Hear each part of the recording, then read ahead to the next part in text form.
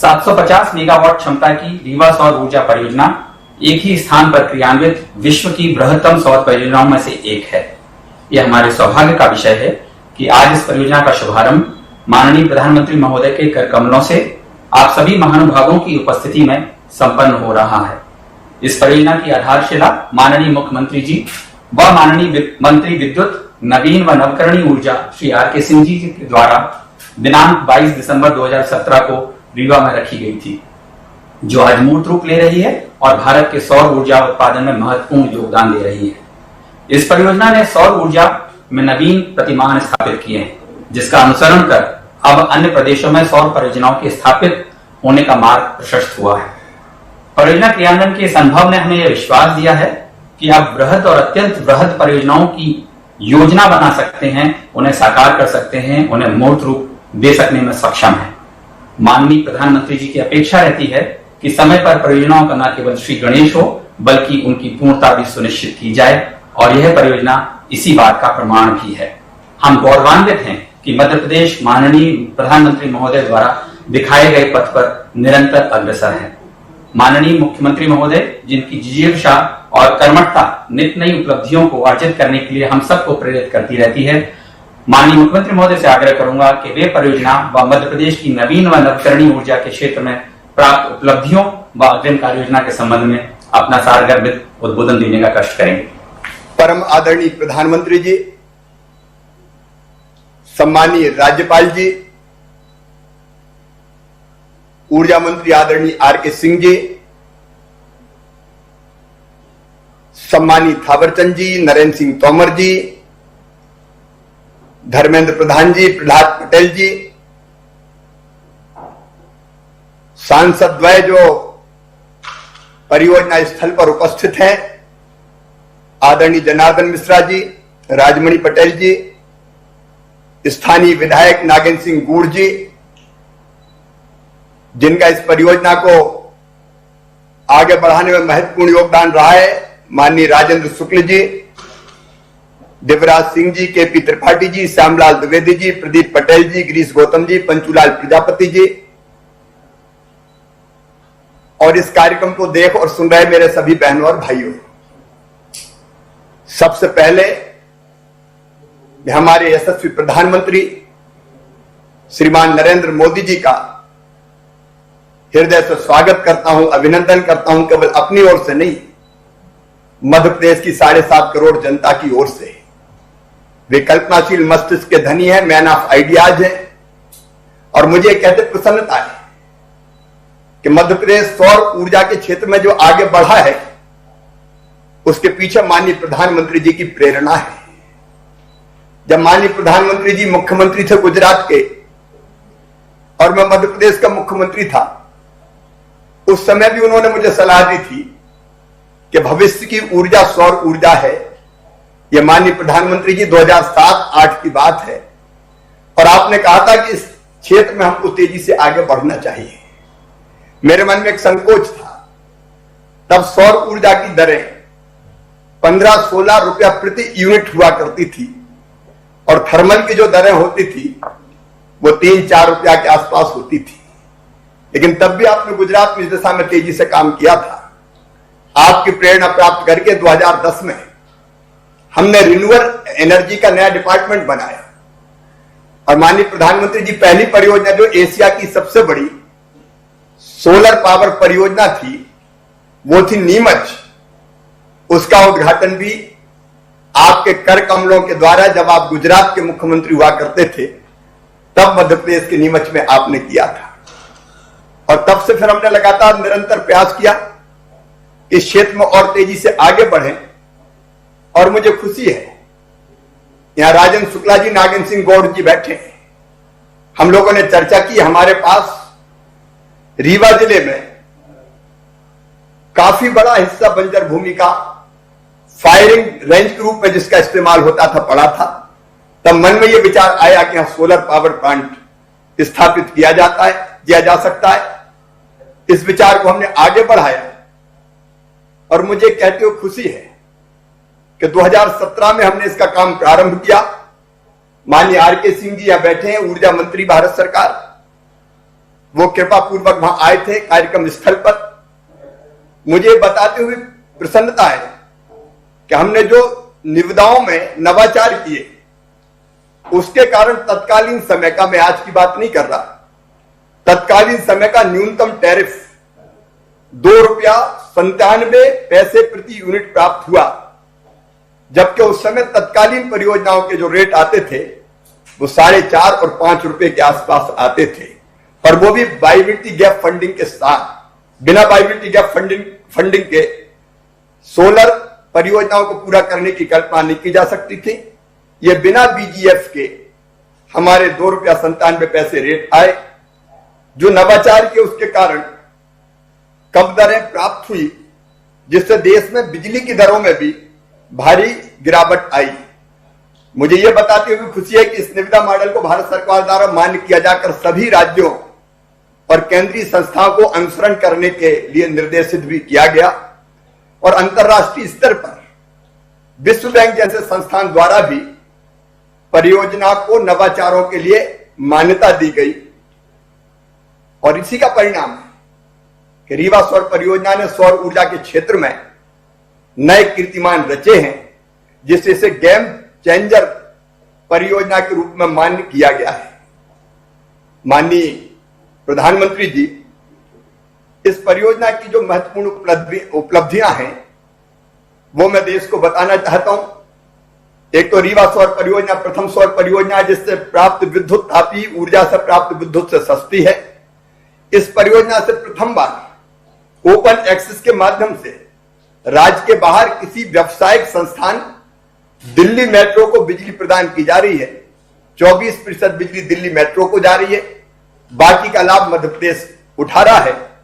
आंतरिक ग्रिड समायोजन हेतु वर्ल्ड बैंक और सीटीएफ ऋण प्राप्त करने वाली यह देश की प्रथम परियोजना है, जिसे विश्व बैंक का ऋण बिना राज्य शासन की गारंटी के मिला है।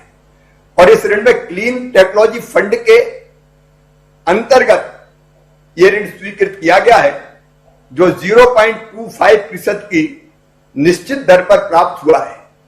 परियोजना से सालाना, जिसके लिए माननीय प्रधानमंत्री जी सदैव चिंतित रहते हैं, कैसे पर्यावरण और विकास के बीच संतुलन बनाया रखा जा सके, परियोजना से सालाना 15.7 लाख टन कार्बन डाइऑक्साइड उत्सर्जन को रोका जा रहा है, जो 2.60 करोड़ पेड़ों के वयस्क पेड़ों के लगाने के बराबर है। परियोजना को ट्रांजैक्शन संरचना के लिए वर्ल्ड बैंक प्रेसिडेंट पुरस्कार भी प्राप्त हुआ है। इस परियोजना के द्वारा भारत में पहली बार त्रिस्तरीय भुगतान सुरक्षा पद्धति लागू की गई है, जिससे इतनी कम दरें आई है। माननीय प्रधानमंत्री जी, आपने लक्ष्य तय किया है 2022 तक 1 लाख मेगावाट सौर ऊर्जा भारत में उत्पादित करनी है। इस लक्ष्य को प्राप्त करने में आपकी प्रेरणा से ही मध्य प्रदेश कोई कसर नहीं छोड़ेगा।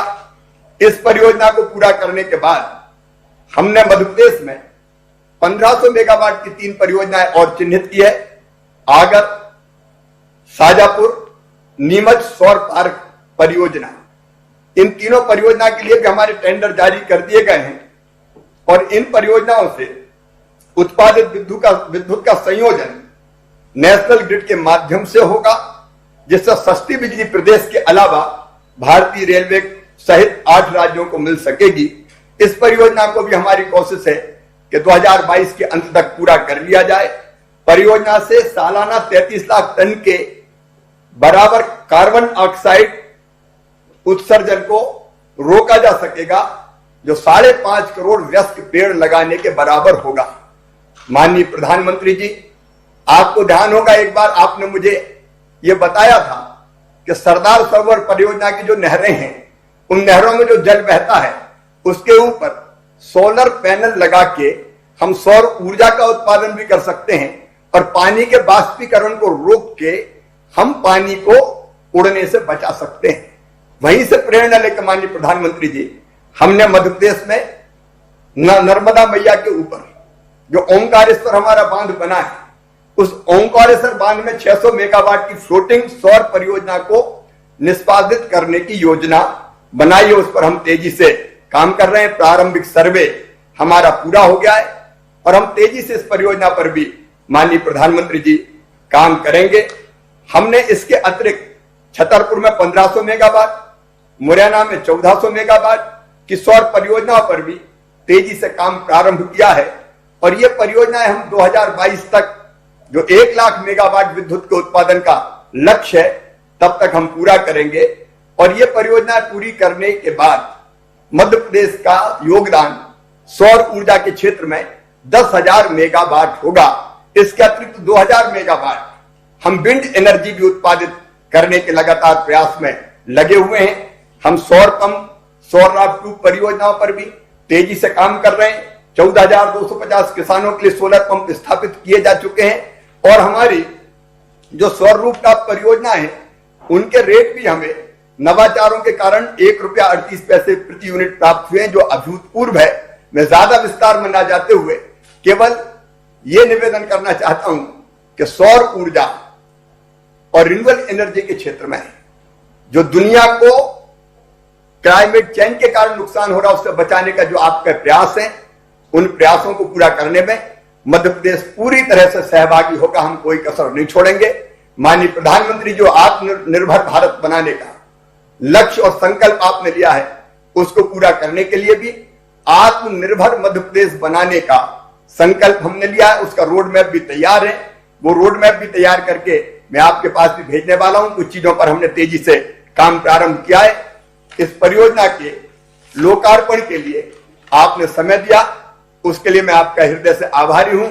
और कोरोना के संकट के समय गरीब कल्याण योजना बनाकर आप राज्यों के गरीबों, देश के गरीब लेकिन राज्यों के माध्यम से जो सहयोग कर रहे हैं वो अद्भुत और अभूतपूर्व है। मध्य प्रदेश के तो 24 जिले जो हमारे गरीब जिले थे उनको लगातार वहां रोजगार मिलता रहे, उस गरीब कल्याण रोजगार योजना में आपने सम्मिलित किए, उसके लिए भी मैं धन्यवाद देता हूं। और एक ग्वालियर चंबल क्षेत्र के लिए बड़ी सौगात भारत सरकार का आपका आशीर्वाद प्राप्त हो रहा है, वो चंबल एक्सप्रेस वे बनाने की परियोजना, जिससे चंबल के बीहड़ों में इंडस्ट्रियल टाउन स्थापित करने की, हम केवल रोड नहीं बनाएंगे, हम लोग प्रयास करेंगे, वो चंबल ग्वालियर क्षेत्र की तस्वीर और तकदीर बदल देगा। उसके लिए भी आपका आशीर्वाद मिल रहा है, इसके लिए मैं आपको हृदय से धन्यवाद देता हूं। एक बार मध्य प्रदेश की 7.5 करोड़ जनता की ओर से फिर आपका स्वागत और अभिनंदन करते हुए मैं अपनी बात समाप्त करता हूं। बहुत बहुत धन्यवाद। धन्यवाद माननीय मुख्यमंत्री महोदय। माननीय प्रधानमंत्री महोदय से विनम्र निवेदन है कि वे अपने कर कमलों से रीवा अल्ट्रा मेगा सौर परियोजना को राष्ट्र को समर्पित करने का कष्ट करेंगे। प्रधानमंत्री खड़े।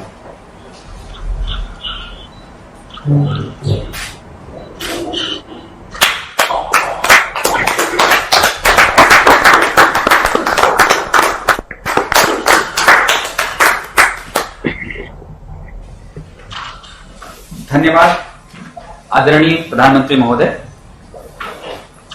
हम इस अवसर पर परियोजना के विषय में एक संक्षिप्त वीडियो साझा कर रहे हैं।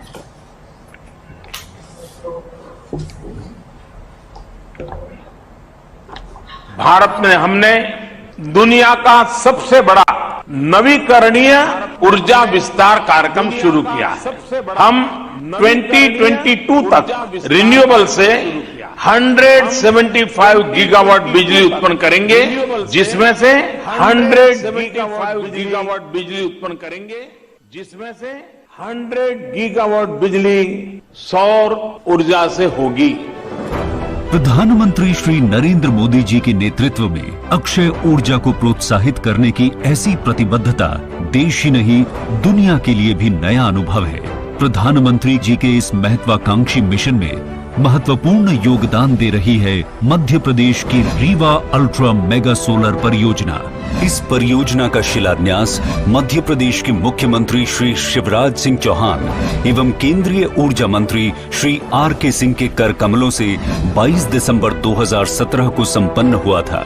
4,305 करोड़ रुपए की लागत से तैयार इस परियोजना की उत्पादन क्षमता 750 मेगावाट की है। जिसके कारण इसकी गणना एक ही जगह पर सौर ऊर्जा उत्पादन करने वाले दुनिया के सबसे बड़े सोलर प्रोजेक्ट्स में से एक है। पारदर्शी प्रक्रियाओं और नवाचारों की मदद से देश में अत्यंत न्यून दरों पर सौर ऊर्जा का उत्पादन किया जा रहा है। इसका 24% हिस्सा दिल्ली मेट्रो को और शेष बिजली का लाभ मध्य प्रदेश को मिल रहा है। उत्पादन और उपयोगिता के साथ ही इस परियोजना में पर्यावरण का भी ध्यान रखा गया है। इस परियोजना के चालू हो जाने से यहां कार्बन डाइऑक्साइड के सालाना उत्सर्जन में 15.7 लाख टन की बचत होगी, जो 2.6 करोड़ विकसित पेड़ लगाने के बराबर है। मध्य प्रदेश ऊर्जा विकास निगम और solar energy corporation of India का संयुक्त उपक्रम विकास का शानदार प्रयास साबित हुआ है। इसके साथ ही ये प्रोजेक्ट अक्षय ऊर्जा को बढ़ावा देने के उस मिशन में भी योगदान दे रहा है, जिसका बीड़ा प्रधानमंत्री श्री नरेंद्र मोदी जी ने देश और दुनिया को ग्लोबल वार्मिंग से बचाने के लिए उठाया है। अक्षय ऊर्जा बढ़ाएं, नया भारत बनाएं। आदरणीय प्रधानमंत्री महोदय से विनम्र निवेदन है कि वे अपने आशीष वचनों से हमें अनुग्रहित करें। मध्य प्रदेश की राज्यपाल श्रीमती आनंदीबेन पटेल जी, मध्य प्रदेश के मुख्यमंत्री श्रीमान शिवराज सिंह जी, केंद्रीय मंत्रिपरिषद के मेरे सहयोगी आर.के. सिंह जी, थावरचंद गहलोत जी, नरेंद्र सिंह तोमर जी, धर्मेंद्र प्रधान जी, प्रहलाद सिंह पटेल जी, मध्य प्रदेश मंत्रिमंडल के सदस्यगण, सांसद, विधायकगण और रीवा सहित पूरे मध्य प्रदेश के मेरे प्यारे भाइयों और बहनों, नमस्कार। आज रीवा ने वाकई इतिहास रच दिया है। रीवा की पहचान मां नर्मदा के नाम से और सफेद बाग से रही है। अब इसमें एशिया के सबसे बड़े सोलर पावर प्रोजेक्ट का नाम भी जुड़ गया है। इसका आसमान से लिया गया वीडियो जब हम देखते हैं तो लगता है कि खेतों में हजारों सोलर पैनल जैसे फसल बनके लहलहा रही है, या ऐसा भी लगता है कि किसी गहरे समुद्र के ऊपर से गुजर रहे हैं, जिसका पानी बहुत नीला है। और इसके लिए मैं रीवा के लोगों को, मध्य प्रदेश के लोगों को बहुत बहुत बधाई देता हूं, शुभकामनाएं देता हूं। रीवा का ये सोलर प्लांट इस पूरे क्षेत्र को इस दशक में ऊर्जा का बहुत बड़ा केंद्र बनाने में मदद करेगा। इस सोलर प्लांट से मध्य प्रदेश के लोगों को, यहां के उद्योगों को तो बिजली मिलेगी ही, दिल्ली में जैसा अभी शिवराज जी बता रहे थे, मेट्रो रेल तक को रीवा से लाभ मिलेगा। अब रीवा वाला शान से कह पाएगा कि दिल्ली की मेट्रो हमारा रीवा चलाता है। इसके अलावा रीवा की ही तरह शाजापुर, नीमच और छतरपुर में भी बड़े सोलर पावर प्लांट पर काम चल रहा है। ओमकारेश्वर डैम पर तो पानी में तैरता हुआ सोलर प्लांट, और मुझे पक्का भरोसा है कि आप जो योजना बना रहे हैं उसको पूरा करके रहोगे। ये तमाम प्रोजेक्ट जब तैयार हो जाएंगे तो मध्य प्रदेश निश्चित रूप से सस्ती और साफ सुथरी बिजली का हब बन जाएगा। इसका सबसे अधिक लाभ मध्य प्रदेश के गरीब मध्यम वर्ग के परिवारों को होगा, किसानों को होगा, हमारे आदिवासी भाइयों बहनों को होगा।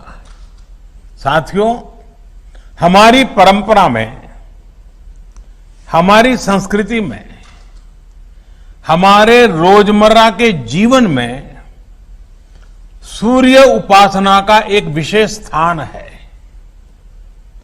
हमारे यहां कहा गया है, पुनातु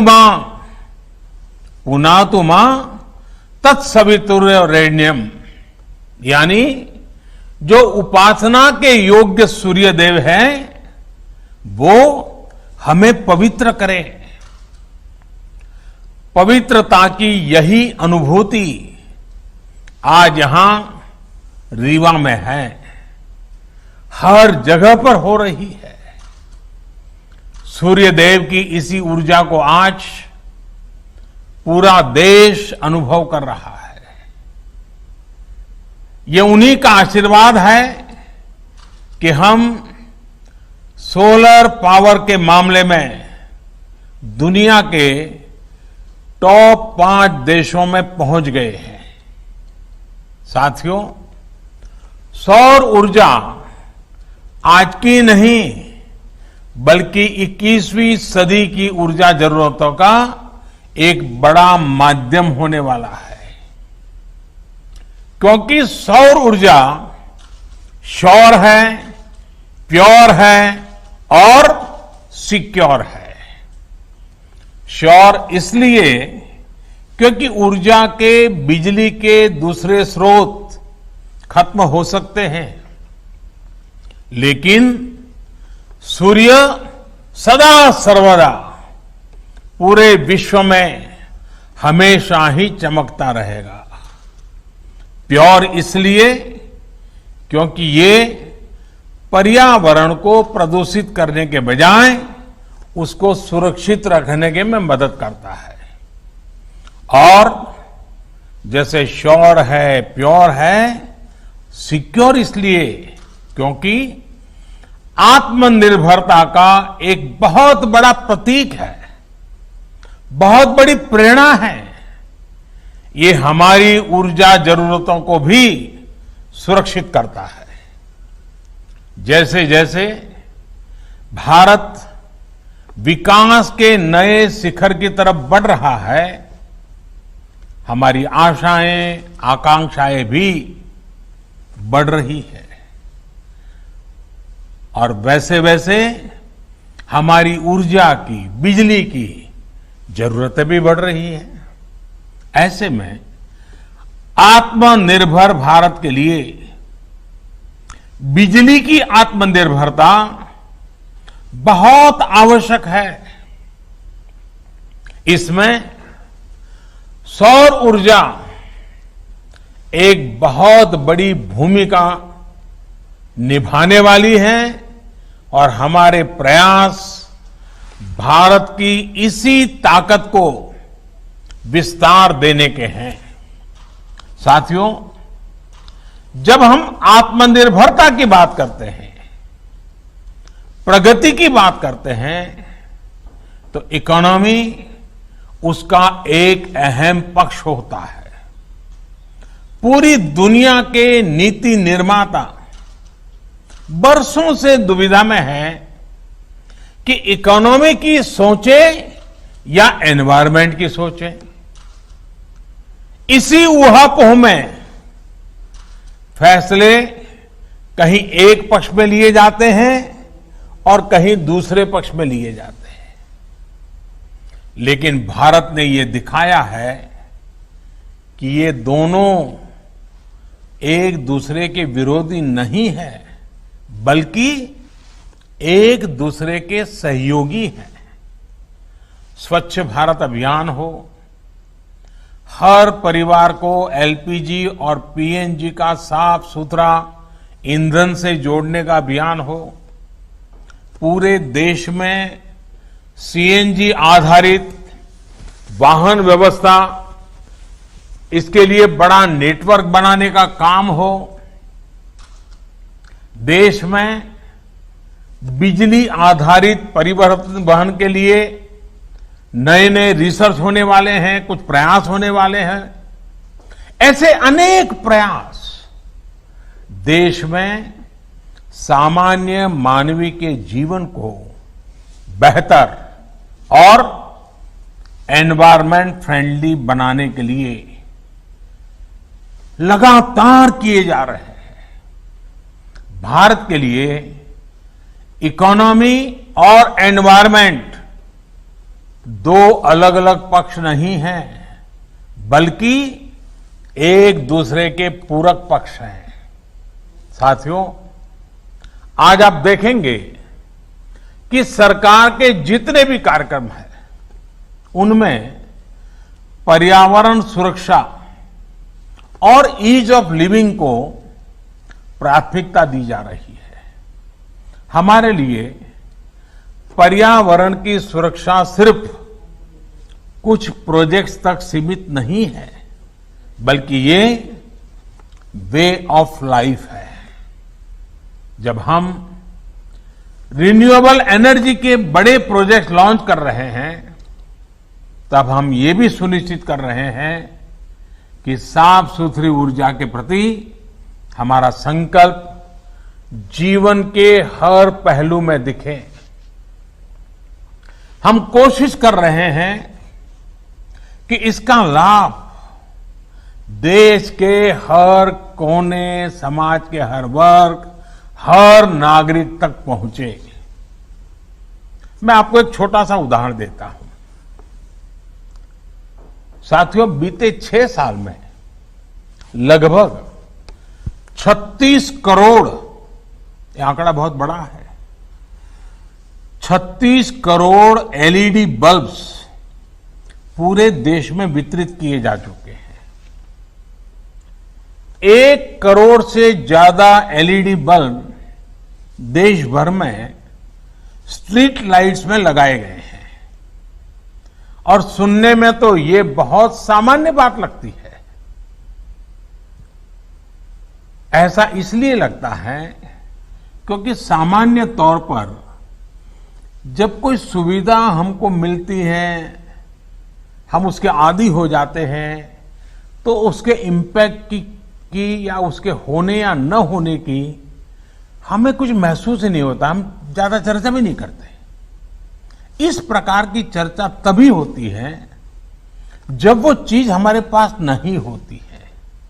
साथियों, ये छोटा सा दुधिया एलईडी बल्ब जब नहीं था तो इसकी जरूरत अनुभव होती थी, लेकिन उस समय कीमत पहुंच से बाहर थी, बिकता भी नहीं था, लोग खरीदते भी नहीं थे, बनाने वाले भी आगे नहीं आते थे। तो 6 साल में क्या हुआ, कौन सा बदलाव आया? एलईडी बल्ब की कीमत उस समय जो थी उससे आज 10 गुना घट गई है। यानी अगर उस समय 400 रुपया थी तो आज 40 रुपया हो गई, अगर 300 थी तो 30 रुपया हो गई।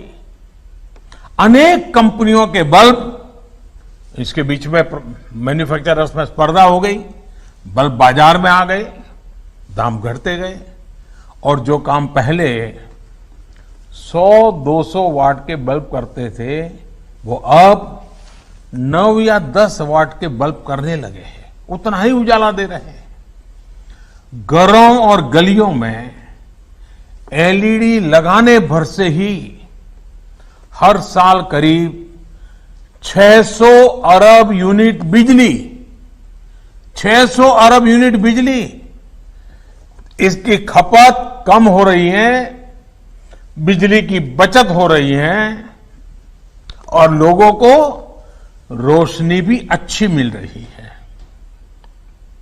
इतना ही नहीं, हर साल लगभग 24,000 करोड़ रुपए की बचत हमारे देश के, खास करके मध्यम वर्ग के परिवार के जेब में बचते हैं।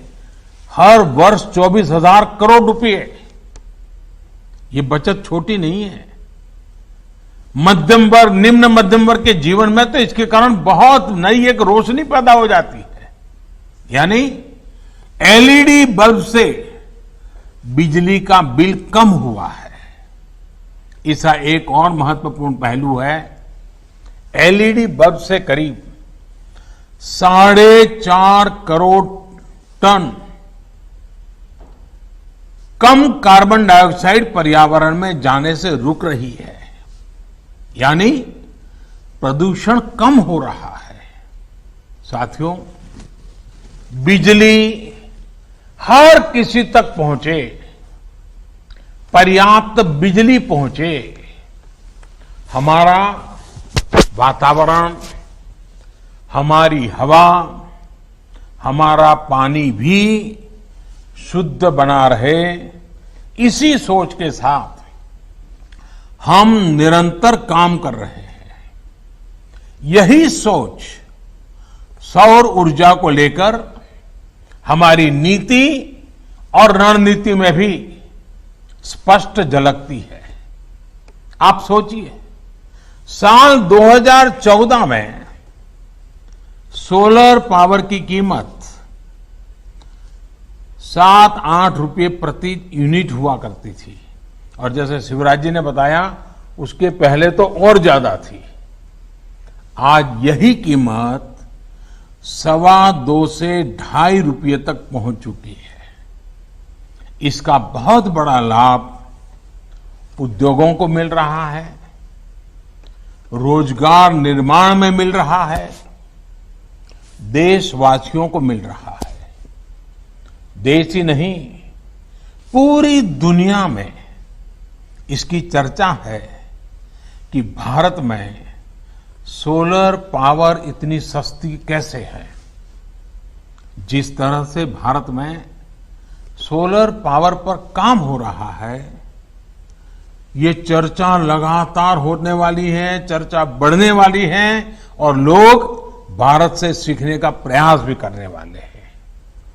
ऐसे ही बड़े कदमों के कारण भारत को क्लीन एनर्जी का सबसे अट्रैक्टिव मार्केट माना जा रहा है। आज जब रिन्यूएबल एनर्जी की तरफ ट्रांजिशन को लेकर दुनिया में चर्चा होती है, तो इसमें भारत को मॉडल के रूप में देखा जाता है। साथियों, दुनिया की, समग्र मानवता की भारत से इसी आशा, इसी अपेक्षा को देखते हुए हम पूरे विश्व को जोड़ने में जुटे हुए हैं। इसी सोच का परिणाम आईसा यानी इंटरनेशनल सोलर अलायंस, आईसा, इसका हमने निर्माण किया है। वन वर्ल्ड, वन सन, वन ग्रिड के पीछे की यही भावना है। ये सौर ऊर्जा के बेहतर उत्पादन और उपयोग को लेकर एक पूरी दुनिया को इकट्ठा करने का प्रयास है, ताकि हमारी धरती के सामने खड़ा बड़ा संकट भी कम हो सके और छोटे से छोटे, गरीब से गरीब देश की बेहतर बिजली की जरूरतें भी पूरी हो सके।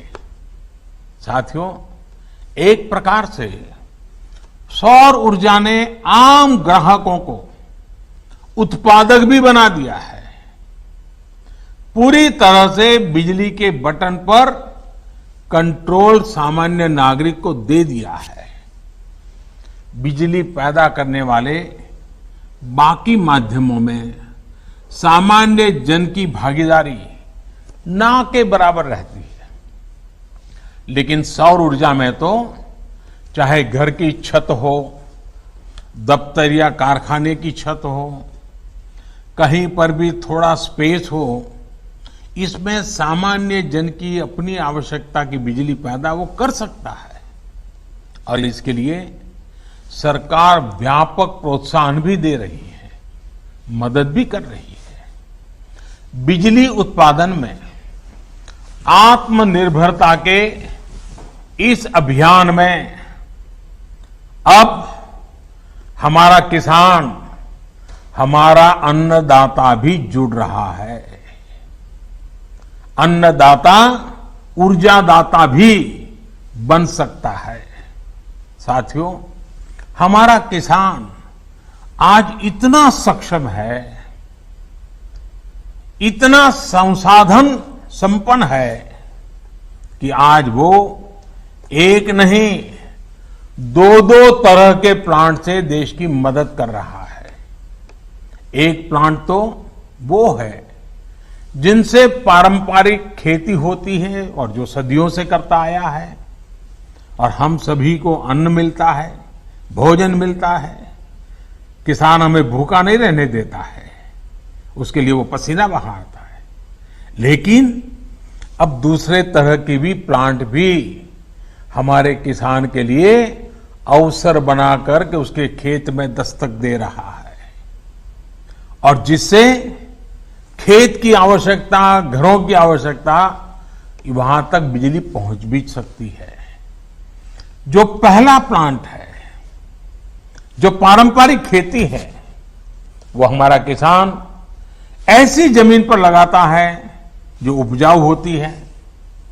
लेकिन ये जो दूसरा सोलर एनर्जी प्लांट है, ये ऐसी जमीन पर भी लगेगा जो जमीन उपजाऊ नहीं है, पानी नहीं है, फसल के लिहाज से वो जमीन अच्छी नहीं है।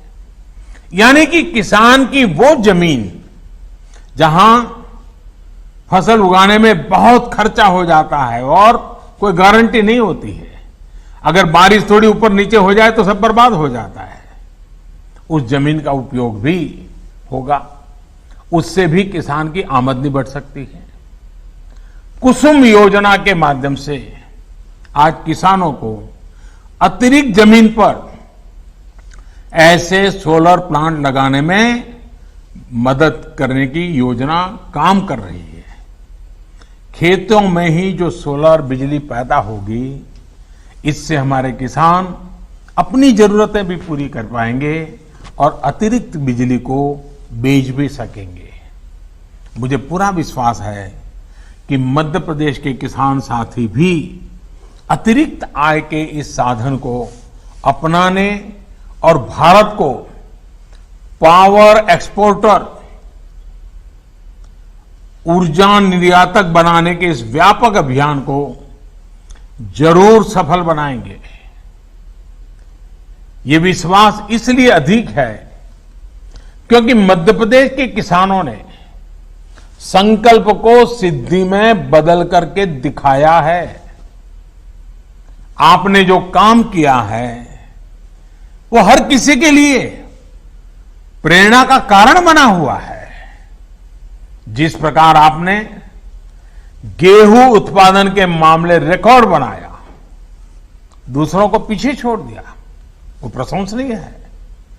कोरोना के इस मुश्किल समय में किसानों ने जो रिकॉर्ड तोड़ उत्पादन किया, मध्य प्रदेश की सरकार ने रिकॉर्ड तोड़ खरीद की, उसके लिए भी आप प्रशंसा के पात्र हैं। और इसलिए बिजली उत्पादन के मामले में भी मध्य प्रदेश के सामर्थ्य पर मुझे पूरा भरोसा है। उम्मीद है कि एक दिन ये भी खबर आएगी कि कुसुम योजना के तहत मध्य प्रदेश के किसानों ने रिकॉर्ड बिजली उत्पादन की है, बिजली पैदा की है। भाइयों और बहनों, सोलर पावर की ताकत को हम तब तक पूरी तरह से उपयोग नहीं कर पाएंगे जब तक हमारे पास देश में ही बेहतर सोलर पैनल, बेहतर बैटरी, उत्तम क्वालिटी की स्टोरेज, उसकी कैपेसिटी का निर्माण ना हो। अब इसी दिशा में तेजी से काम करना है और हम सब करके रहेंगे। आत्मनिर्भर भारत अभियान के तहत अब देश का लक्ष्य है कि सोलर पैनल सहित तमाम उपकरणों के लिए हम आयात पर अपनी निर्भरता को खत्म करें।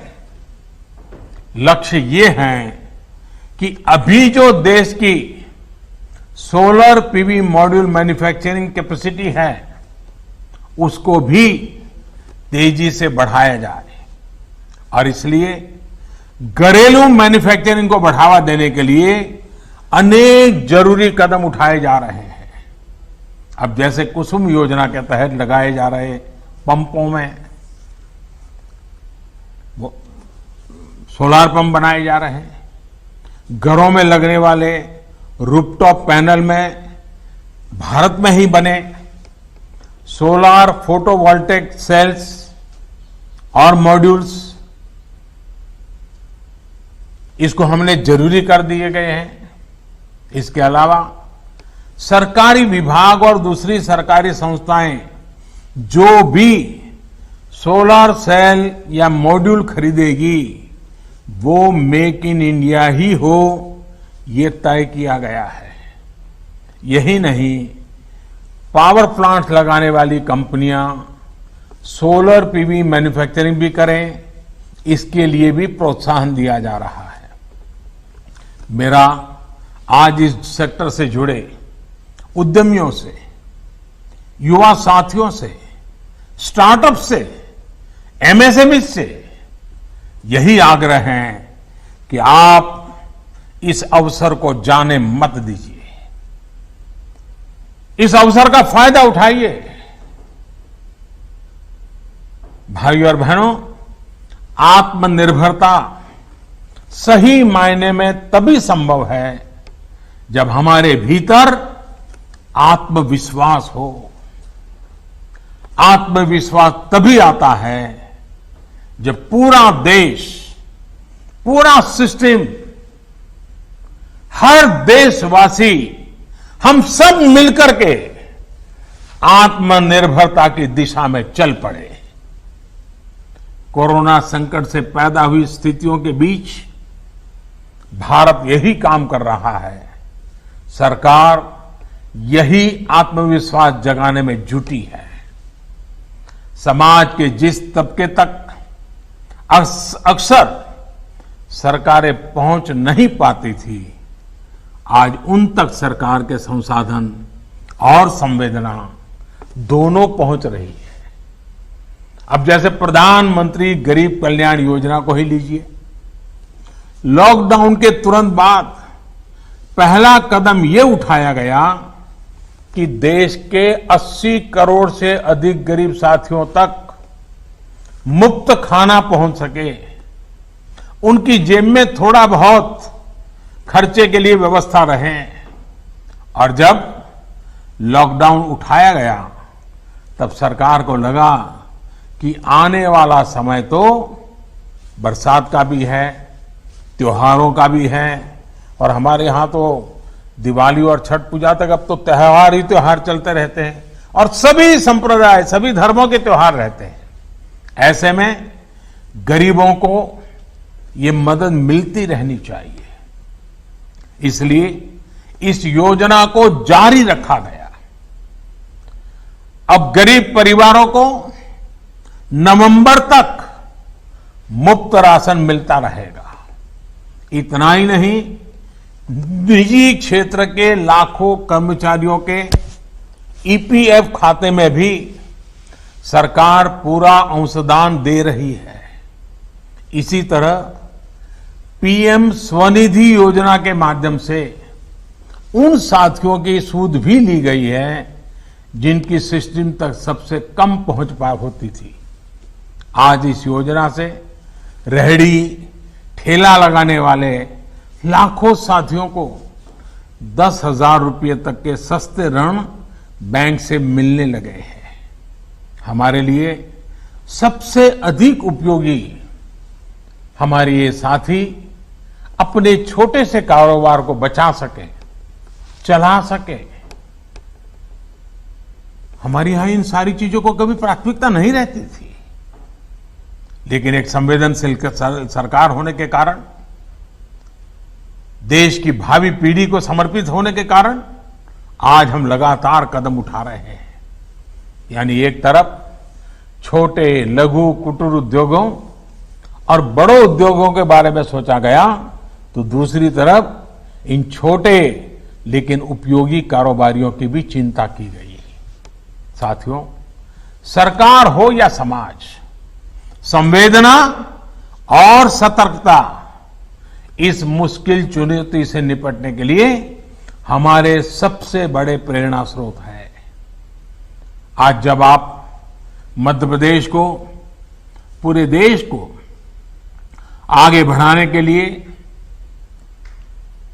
रोजी रोटी भी कमाने के लिए घर से बाहर निकल रहे हैं, निकलना पड़ रहा है, तो अपनी एक और जिम्मेदारी भी हमेशा याद रखिए, और वो है, और मैं चाहूंगा कि जो बात मैं बताता हूं ये बाकी लोग भी बार बार बताते रहें, जहां भी है बताते रहें। 2 गज की दूरी, चेहरे पर मास्क, हाथ को 20 सेकंड तक साबुन से धुलना, कहीं पर भी थूकना नहीं, ये सारे नियमों का हमें हमेशा पालन करना है। आप भी बचेंगे, आपका परिवार भी बचेगा, और आपके यार, दोस्त, साथी, मित्र, सहयोगी, हर किसी की जिंदगी बचाने में आप बहुत बड़ी भूमिका अदा करेंगे। और इसलिए इन नए नियमों में, इस अनुशासन में कहीं पर भी कमी मत आने देना। आपका जीवन बहुत मूल्यवान है, न सिर्फ आपके परिवार के लिए, देश के लिए भी मूल्यवान है। और इसलिए इन नियमों का हमें पालन करना ही है। मेरे प्यारे साथियों, एक बार फिर आपको, मध्य प्रदेश को इस सोलर पावर प्लांट के लिए बहुत बहुत मैं बधाई देता हूं, और ये कहना चाहूंगा कि प्लांट भले रीवा में लगा हो, बिजली चलो दिल्ली के मेट्रो तक पहुंचती होगी, लेकिन इसके कारण पर्यावरण के पक्ष में जो काम हुआ है उसका प्रभाव पूरी मानव जाति पे होने वाला है, पूरे विश्व पर होने वाला है। और इसलिए आपने एक सुरक्षित विश्व के लिए मजबूत नींव आज रीवा में डाली है। ये काम छोटा मत समझता। फिर एक बार मैं आपसे यही कहूंगा, आप सतर्क रहें, सुरक्षित रहें, स्वस्थ रहें। बहुत बहुत आभार।